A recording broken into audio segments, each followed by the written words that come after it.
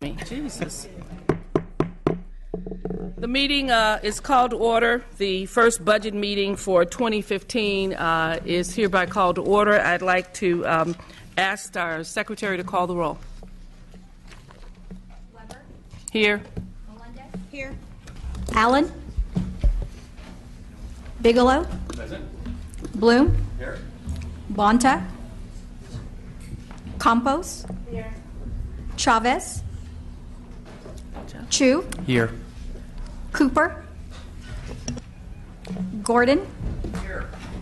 Grove. Jones. Jones Sawyer. Kim. Lackey. Here. McCarty. Mullen. Present. Nazarian. Present. Olbernolty. Here. O'Donnell. Here. Patterson. Here. Rodriguez. Thurman. Here. Ting. Wilk. Williams. Here.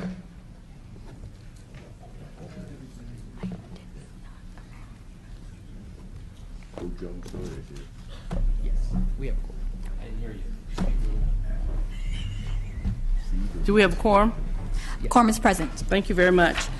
I'm pleased to convene the first budget hearing of the year and kick off what we consider the 2015 budget process, hopefully a very dynamic and important process. The first thing we're going to do today, of course, is adopt committee rules, and so at this point, you should have all received in your packet a copy of the proposed committee rules. They're identical to last year's rules. If there aren't any questions concerning that, I would entertain a motion to adopt the proposed rules. Second. It's been moved and second. All those, roll call, please. Weber. Yes, aye. Weber, aye. Melendez. Aye. Melendez, aye. Allen. Bigelow.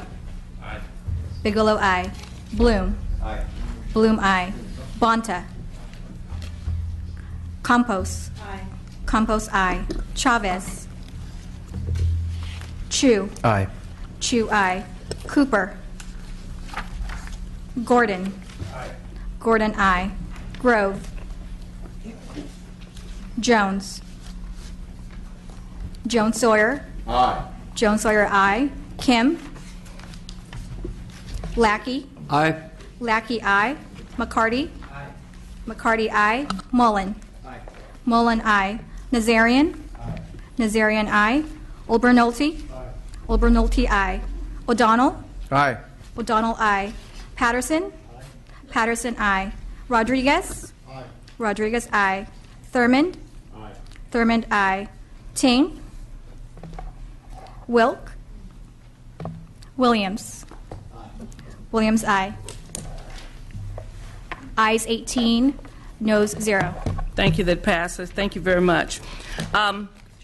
Members, I want to welcome you, members of the Budget Committee, and if there are any members of the Assembly who are here, and obviously staff, I want to welcome you to the 2015 budget process.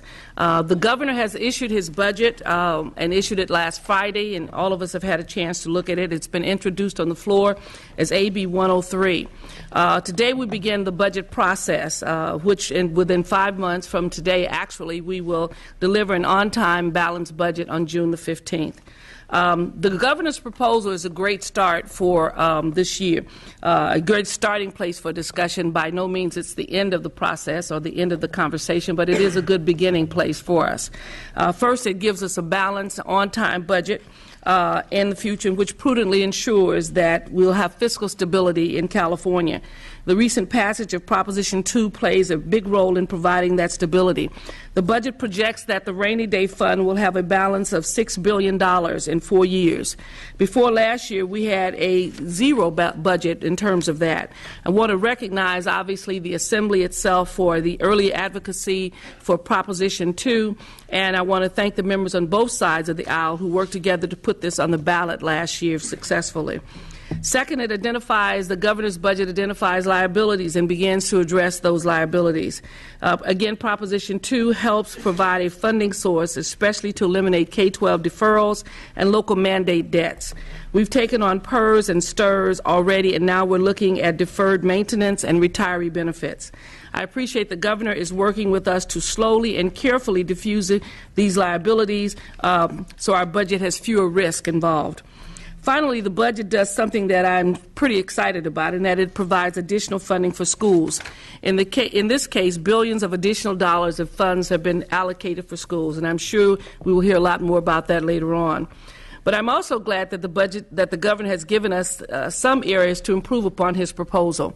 And most of us know that this state still suffers from a high level of poverty.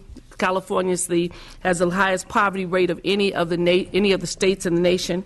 We have thousands of underemployed and unemployed Californians who should be contributing to our economy today. And we have thousands of children who are home who should probably be in early child development programs for learning. This is an unfunded poverty liability, and like the governor, we want to begin the thoughtful discussion about how we can reduce this liability as well. I think last year's budget demonstrated the fact that we do have the capacity to do some of those things, to address some of the poverty issues in this country and begin the process of rebuilding California in a stronger and more thoughtful way.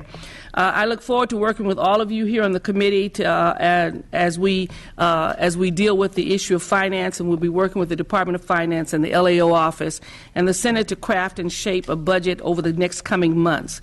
It is always a dynamic process, one with great thought and great engagement and involvement of all of you on the committee. I appreciate the fact that you've been willing to serve and that you will serve on this committee and focus on what is best for California as we talk about getting our fiscal house in order and stronger as we move forward. I want to give this opportunity to my Vice Chair, Ms. Melendez, to make some opening remarks at this time. Thank you, Madam Chair. Good morning, everyone. My fellow Republicans and I look forward to the budget's discussions over the next 5 months because the budget isn't just numbers. It's not just a document of numbers. This is the starting point for talking about what we want the future of California to look like.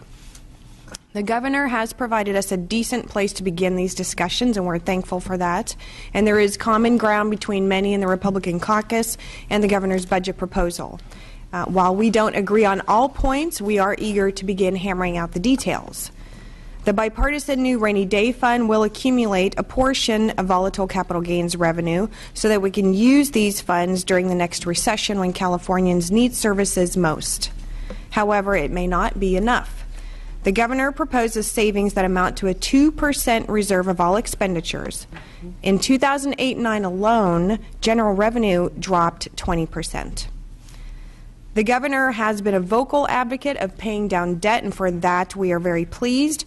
And this budget proposes debt payments to our schools, cities, and counties. Yet even under this proposal, we are concerned that we may not be eliminating enough debts and liabilities. Hundreds of billions in pension and retirement liabilities loom, and repaying these needs to be a priority. And finally, we do need to find a way to provide stable college tuition to students and their parents, as well as make sure that California students have access to classes to graduate on time. So I and my colleagues in the Assembly Republican Caucus do look forward to these continuing discussions over the next few months. Thank you. Thank you, Ms. Melendez. We will now begin the process. I want to invite Keely Bosley from the Department of Finance, Mac Taylor from Legislative Analyst, LAO, to come forward to present the governor's budget to us. I want to remind my members we will hear them and then we will have questions of them. Keep in mind that we have a 2-hour hearing process to 12:30. You will have an opportunity at all of your hearings within your subcommittees to have access to LAO and the Office of Finance as well, so where you'll be able to drill down in greater detail in your specific subject areas. Once again, welcome. Good to see you all again, and welcome to the process. Thank you very much for being here. Good morning, Madam Chair and members of the committee. Keely Bosler with the Department of Finance, and it's just a pleasure to be here this morning to present to you the 2015-16 governor's budget. This budget does make, as the chair mentioned in her opening statements, major investments in education. It also pays down the state's debts that had accumulated, especially over the past decade of budget instability, and also saves for a rainy day thanks to the voters of the state of California that passed Proposition 2 this past November. The general fund budget for the budget year is $113.3 billion. That is a 1.4% increase over the revised current year levels. The budget is balanced. We propose that the budget will end the year with a $534 million operating reserve. This is our special fund for economic uncertainties, but also $2.8 billion in our new rainy day fund that was established by Proposition 2. The budget, though, is precariously balanced, especially over the forecast period, which is through 2018-19. And this is mainly due to the fact that the Proposition 30 revenues are temporary and will start to trigger off at the end of 2016. But also over that same forecast period, we also are going to be facing increased expenditures on the state's general fund. Mainly, one of the larger ones is the fact that we will be taking on a share of cost of the optional Medi-Cal expansion that was a major part of healthcare reform, and those costs will be $1 billion by the end of the forecast period. Since the 2014 Budget Act was enacted last summer, the economy has continued to be strong and growing, and with that, we do see additional revenues into the state budget. Revenues are actually up in our forecast $4 billion over what we estimated they would be last year. And there's especially strong growth in the current year, of up $2.5 billion just in this current year, really reflecting the very strong performance of the stock market in the latter part of 2014. But with the increase in revenues, also the Proposition 98 is also seeing large increases, $2.3 billion just in the current year. So $2.5 billion additional revenues, $2.3 billion in increased Proposition 98 expenditures just in the current year. Also, since the 2014 Budget Act was enacted, we've had some additional increased expenditures, mainly the state's Medi-Cal population is up following 2 years of very large increases due to healthcare reform. We do estimate that the Medi-Cal population will be over 12 million individuals in the 2015-16 budget year, which is nearly a third of the state's population. Also, we're seeing increased costs in that program, mainly related to administrative actions being taken by the federal government. Also, this past fall, the state was really, some parts of the state were really impacted greatly by wildfires. And as the state continues to be in a drought, there's nearly $500 million in increased firefighting costs that are also built into the budget. Even though the budget is balanced and we do have the $2.8 billion rainy day fund, there do continue to be other risks, really, that to the budget that we remain concerned about. One of them was the major action taken by the president late in 2014 related to immigration.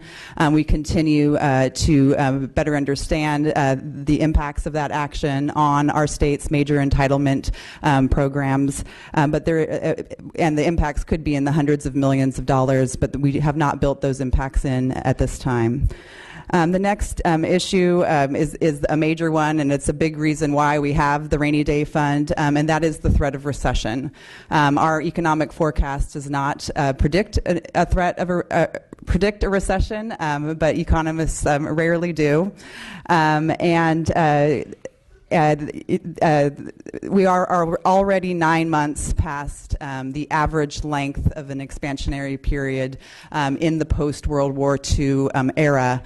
So there is a threat. The economy does continue to grow at this time, though.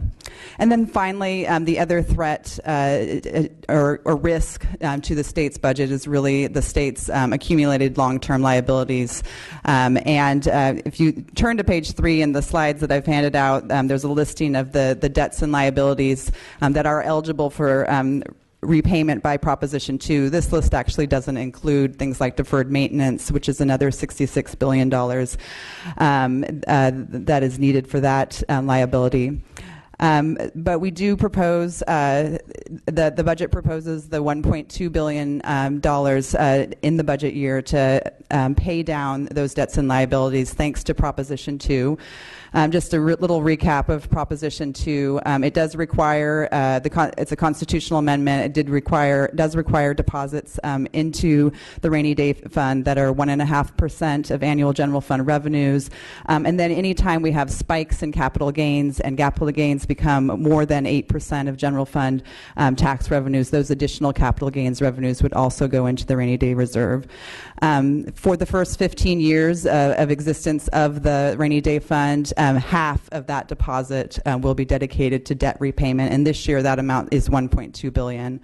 About $1 billion is being used to pay down special fund loans that were taken during the recession to balance the state's budget, and another $250 million is being used to pay back Proposition 98 settle up.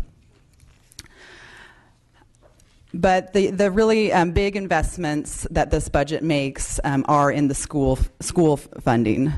The Proposition 98 guarantee will be at a record $65.7 billion in the budget year, and this is a 39% increase over the last 4 years. This will bring per pupil funding to an amount that is $2,600 above what it was just in 2011-12. With these monies, we're able to pay off all of the remaining K-14 school deferrals. We're able to allocate, the budget is able to allocate $4 billion to the local control funding formula, which will allow for that formula to be implemented ahead of schedule.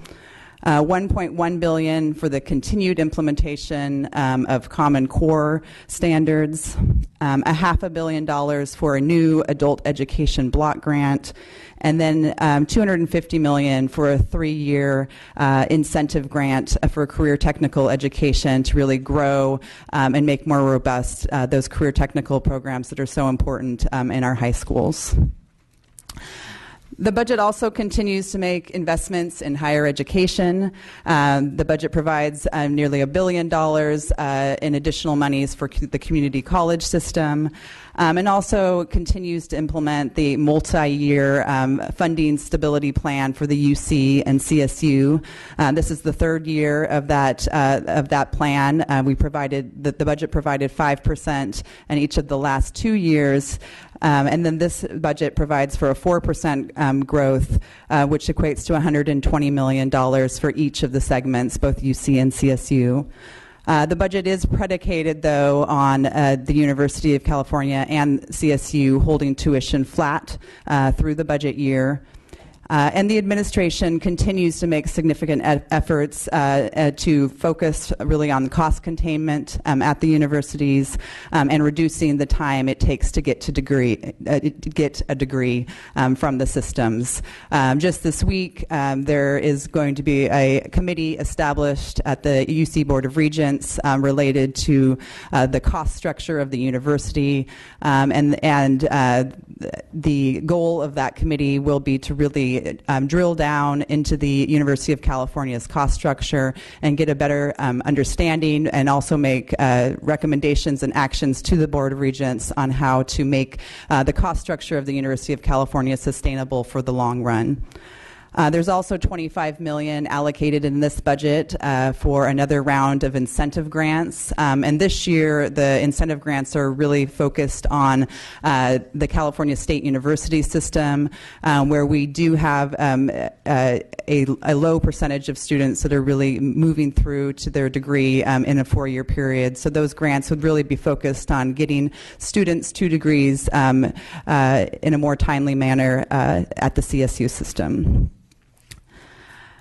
Finally, I want to also talk about addressing poverty and income inequality. This is truly one of the larger challenges of our time. And the state has taken several actions over the last 2 years to try and mitigate those very real and difficult realities of poverty and income inequality in our state. First, I want to talk again about the implementation of healthcare reform. This was a very major initiative that the federal government passed and that the state has implemented fully, including the optional expansion, which extended healthcare to millions of Californians that never had access to healthcare before. The expenditures related to healthcare reform are about $16.3 billion if you include both the federal funds and the general fund. And so it's a major effort that has been put in place to really provide that stability, that security of healthcare for low-income individuals in California. Also, the local control funding formula, which is the major initiative from 2 years ago, to really allocate the state's major funding sources for K-12 schools in a manner that provides more funding for those schools that are impacted by poverty. At the end of the budget year, $10.8 billion will be allocated via this new formula, and the underpinning of this new funding formula is really to provide additional resources to those schools that are most impacted by poverty. Also, over the last 2 years, the state has increased the minimum wage by 25%. Also extended sick leave to 6.5 million workers just this past year. These are major efforts, again, to try and mitigate the poverty in California. Also, over the last 2 years, CalWORKs grants to the lowest income Californians who are on our CalWORKs program have been increased by 10%.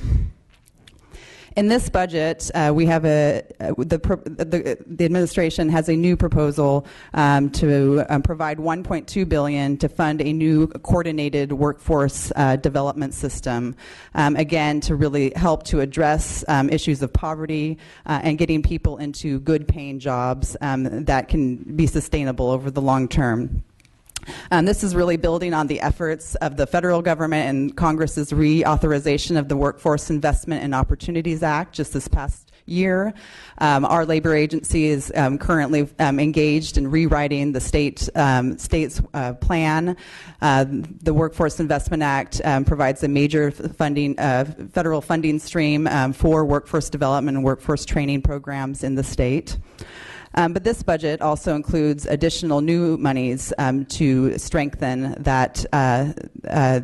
those training programs, including $500 million for adult education programs, including the establishment of new allocation boards that would really bring together all of the different players in the workforce training world at the local level. From K-12 schools, community college districts, but also the local workforce investment boards, local county social services agencies, and also individuals involved in corrections and correctional rehabilitation programs as well. There's also $250 million for the next 3 years for an incentive grant that would be matched by local K-12 funds to really build and develop new workforce training programs in our high schools. And then also last year, as part of the community colleges budget, there was an effort to change the enhanced non-credit rate to provide parity with the credit rate. So these are courses that are not necessarily being offered with the end goal of an AA degree, but do provide a skills-based certificate or some sort of certificate that can help somebody get a higher wage job.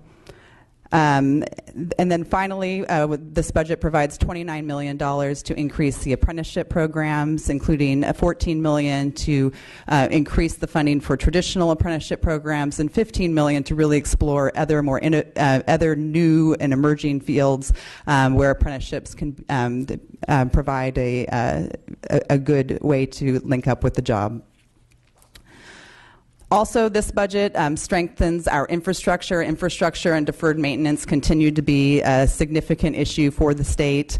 The voters passed Proposition 1 in November, our water bond, and this budget allocates $533 million of those Proposition 1 monies to continue to implement the state's Water Action Plan.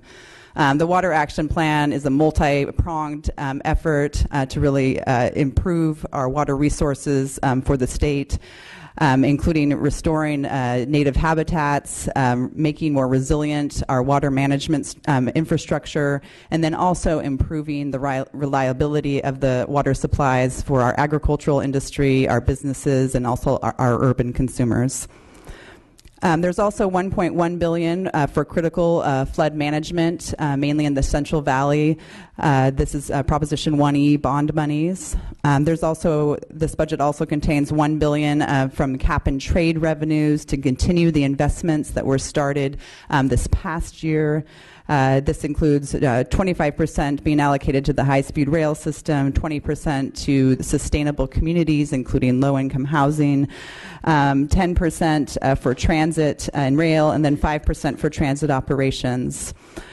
And then the additional 40% are allocated in the Budget Act along the lines of the investments that were made last year, all in the effort to reduce the greenhouse gas emissions in our state and make our state more resilient to climate change over the long term.